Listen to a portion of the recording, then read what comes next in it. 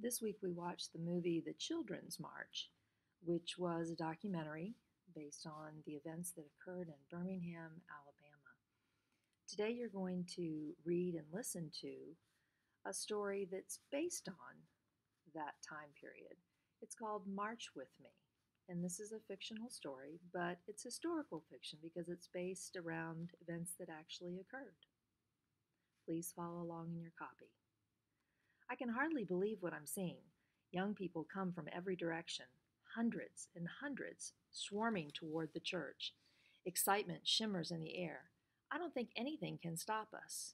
We march past houses where many of us live, those small, whitewashed homes with tiny front yards, and even smaller shotgun houses with peeling paint and drooping steps.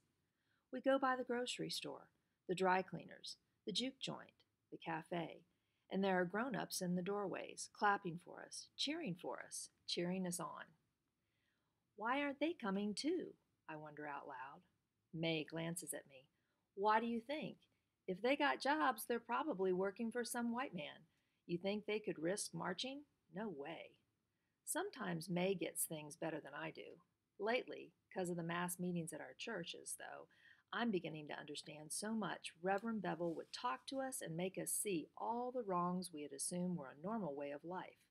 Not being allowed to use the public library, using hand-me-down textbooks thrown out by the white schools, lots of times with bad racial hate words penned in them, having to go in a back door to order at a restaurant and take the food outside.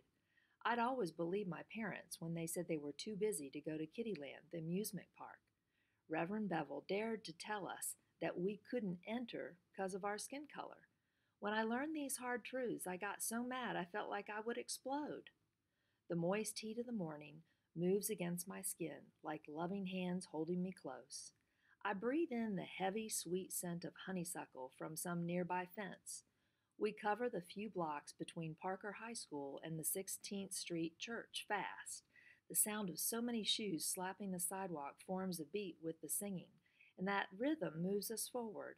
I take in all the familiar landmarks: Kelly Ingram Park, Louie's Grill, the social cleaners. I marvel as students come from all directions, singing and chanting. The church is soon packed. Reverend Bevel stands before us, our leader, our mentor, his familiar cap perched on the back of his shaved head. He told us it was a Jewish yarmulke. I remember, 'cause it's such a funny word. He's a tall man, younger than Dr. King and Reverend Abernathy, with an oval face and these big dark eyes. He never stands still as he preaches to us, pacing and gesturing with the enthusiasm that seems to fill him. We love him, love the way he talks to us, pulls us together, makes us more than we are. We shall overcome. We shall overcome. We shall overcome someday. Do you think we'll have to go to jail? May whispers. I pause. I can't imagine what jail is like. I don't know, but if we do, it's going to be okay. Don't worry. The truth is that my words sound a whole lot braver than I feel. I grasp my hands together so she doesn't see them trembling. A hush falls over all of us as Reverend Bevel raises his arm. It's D-Day, children. Are y'all with me? Are you ready to march?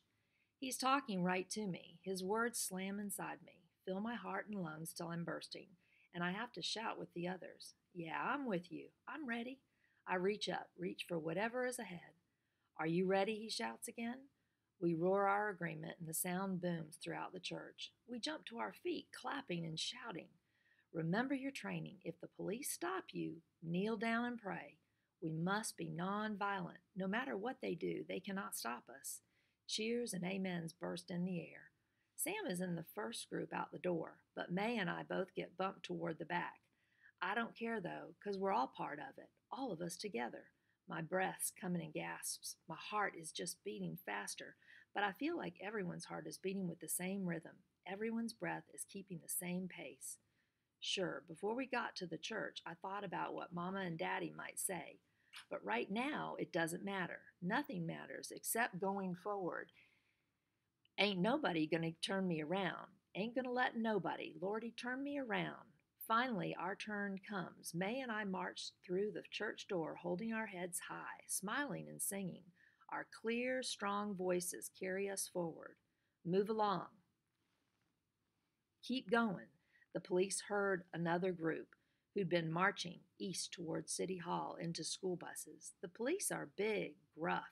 They push the marchers with their forearms. They raise their nightsticks as if to strike. I watch the kids who keep smiling and waving, who keep singing. It's like watching those newsreels of the Nashville sit-ins that Reverend Bevel showed us. Nothing seems like it's really happening right here in front of me, right here in Birmingham. Are they sending them back to school? I asked. No way, a boy behind me replies. They's headed to jail. Jail. I almost stumble when he says the word jail. Such a harsh, scary word. May grabs my arm, and we keep walking south toward the business district. I watch the faces of those on the bus, laughing and still singing.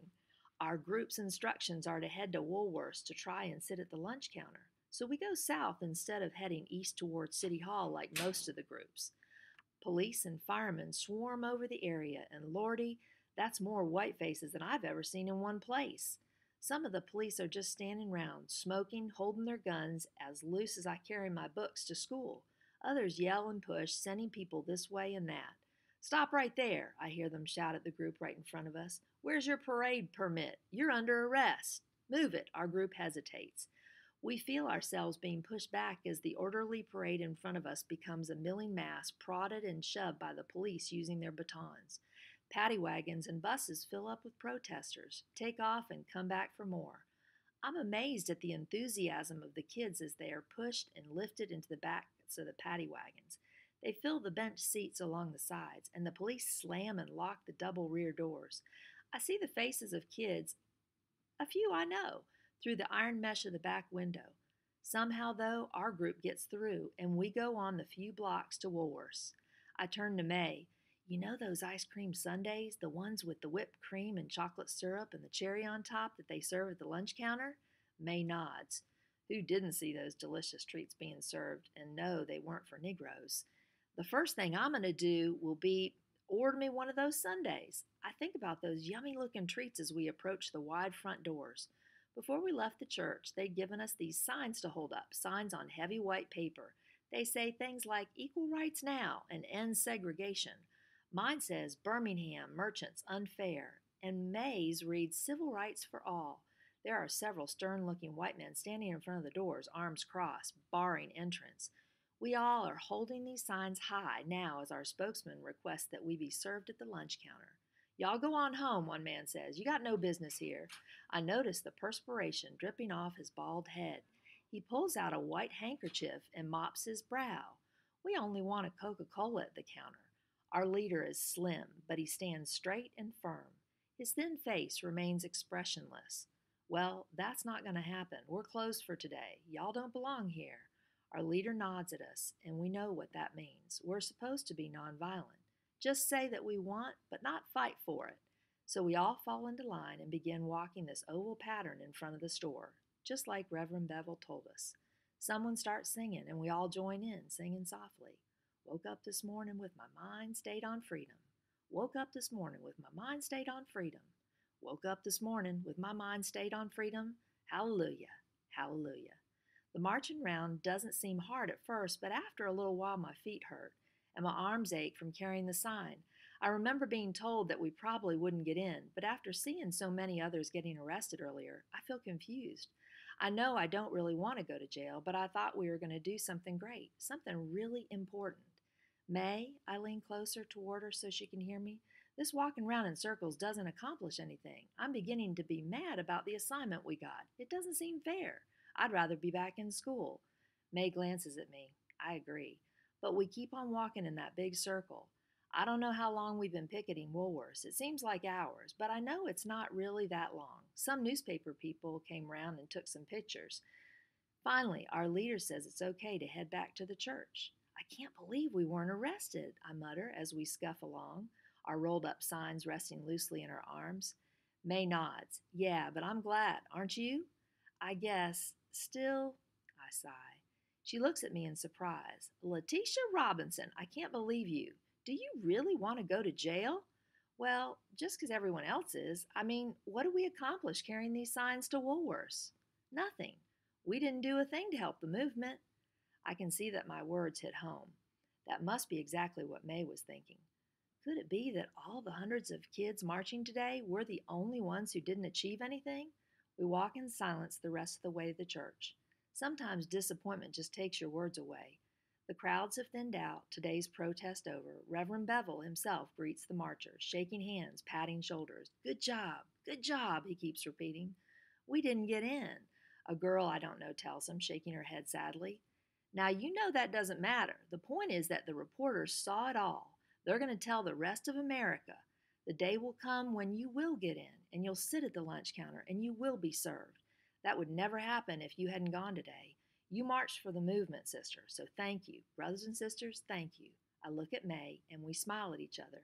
That's why we love Reverend Bevel so much. He reaches inside us and fills us with strong, good feelings.